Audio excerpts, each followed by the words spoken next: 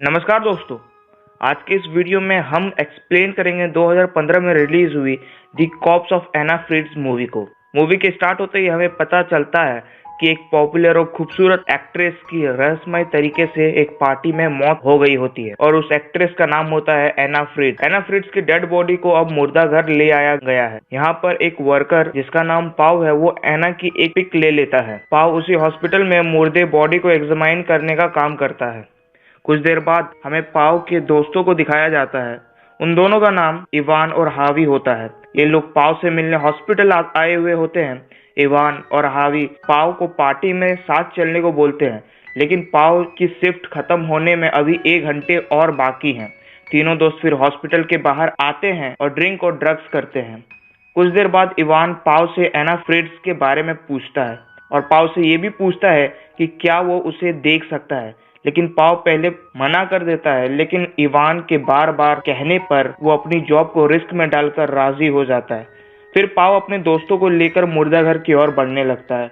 Ivan एना Fritz को देखने के लिए बहुत एक्साइटेड होता है, पर हावी थोड़ा सा डरा हुआ होता है, लेकिन फिर भी वो अपने दोस्तों के साथ मुर्दा घर घुस जाता है। अब पाव हावी और इवान को लेके एना फ्रिट्ज के बॉडी के पास आते हैं और उसके ऊपर से सफेद कफन हटा देते हैं।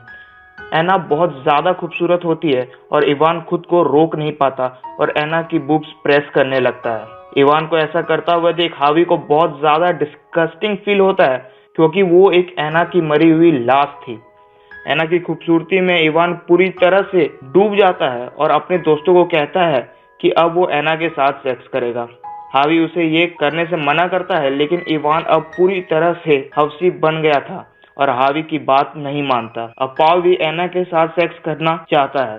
पाव अपने दोस्तों को कहता है कि इससे पहले उसने और एक बार 18 साल की मरी हुई लड़की के साथ सेक्स किया था। हावी को दोनों की बातें बहुत ज्यादा डिस्टर्बिंग और डिस्गस्टिंग लगती है, लेकिन वो कुछ कर भी नहीं सकता था, क्योंकि वो लोग उसके दोस्त थे और उसके दोस्त उसके बात नहीं मान रहे थे। फिर पाव और हावी सामने वाले एक दूसरे रूम में चले जाते हैं। इधर इवान एना के साथ सेक्स करना शुरू कर देता है। इवान के हो जाने के बाद पाव आता है और वो भी एना की डेड बॉडी के साथ सेक्स करने लगता है।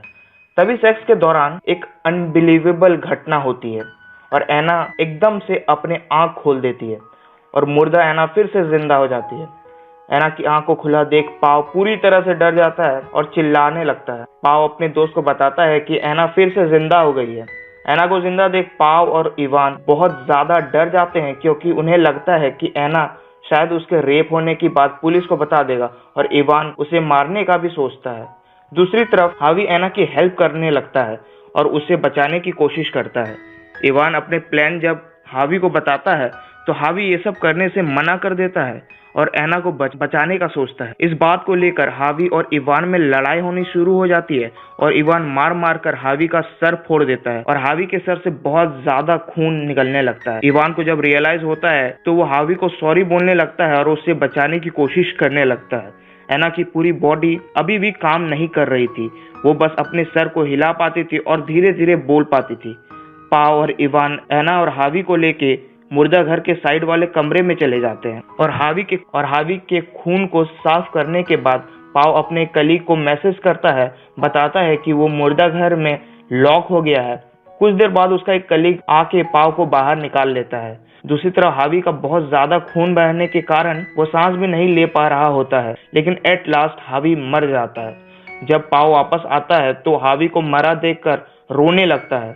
इवान पाव को बताता है कि अगर पुलिस को ये सब पता चला तो वो लोग जिंदगी भर जेल में सड़ेंगे, इसलिए दोनों एना को मारने और हावी की बॉडी को ठिकाने लगाने का प्लान बनाते हैं। जब ये सब बात इवान और पाव कर रहे होते हैं तो आना नीचे गिरकर हावी के पास जाकर उसके फोन से किसी को कॉल करने लगती है। एन वक्त पर इवान वहां पर आ जाता है और फोन लगने से पहले ही एना के पास से फोन छीन लेता है और जब वो कॉल हिस्ट्री खोलता है तो पता चलता है कि एना अपने फादर को कॉल कर रही थी, पर कॉल कनेक्ट नहीं हुई है।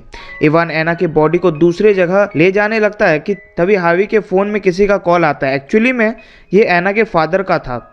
जैसे इवान कॉल को उठाता है तो एना जोर जोर से अपने फादर को पुकारने लगती है, लेकिन पाव उसका मुंह बंद कर देता है और इवान एना के फादर को कहता है कि एक और नंबर है और उसका फ़ोन रख देता है। इस बात से इवान बहुत ज़्यादा गुस्सा हो जाता है। अब इवान हॉस्पिटल के बाहर एक डस्टबिन कंटेनर लेने जाता है ताकि वो लोग हावी की लाश को उसमें डालकर बाहर ले आ सके और पाव को कहता है कि वो एना के हाथ पैर बांध दे।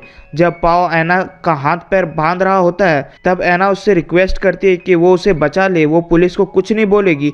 उसका दोस्त इवान एक किलर है, उसने जानबूझकर हावी का गला घोटा था जब पाव बाहर गया था। और एना पाव को ये भी कहती है कि तुम किलर नहीं हो, इसलिए तुम्हें डरने की जरूरत नहीं है और तुम इवान की बात मत मानो। पाव सोच में पड़ जाता है, लेकिन इतने स्ट्रेस होने के कारण वो अच्छे से सोच नहीं पाता और एना के हाथ पैर बांध देता है और उसके मुंह पर टेप लगा देता है ताकि वो चिल्ला ना पाए।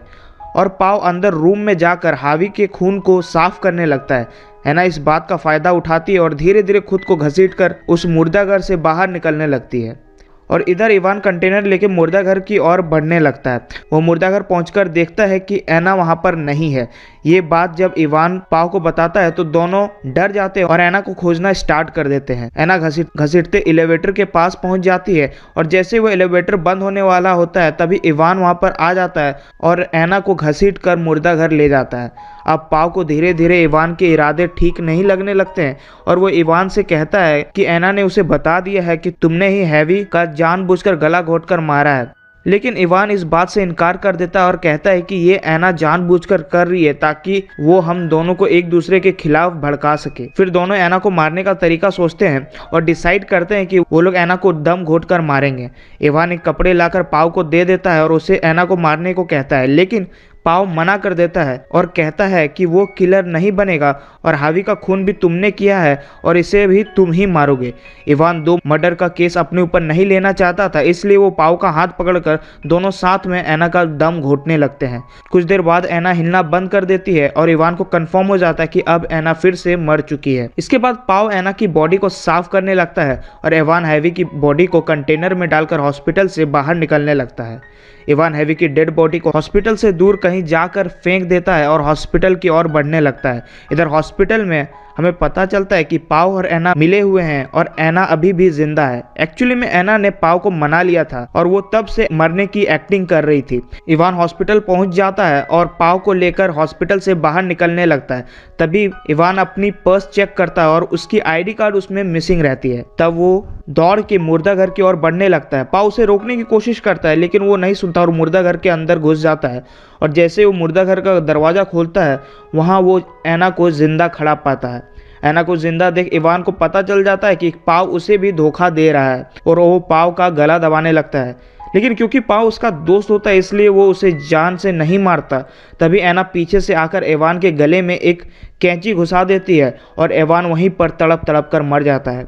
पाव ये सब देखकर डर जाता है और एना पाव के पास आकर उसको भी कैंची से मारने लगती है और मार मार कर उसकी जान ले लेती है। और अब सिर्फ इस मुर्दे घर में एना ही है जो जिंदा रहती है। और इस तरह से यहीं पर मूवी की एंड हो जाती है।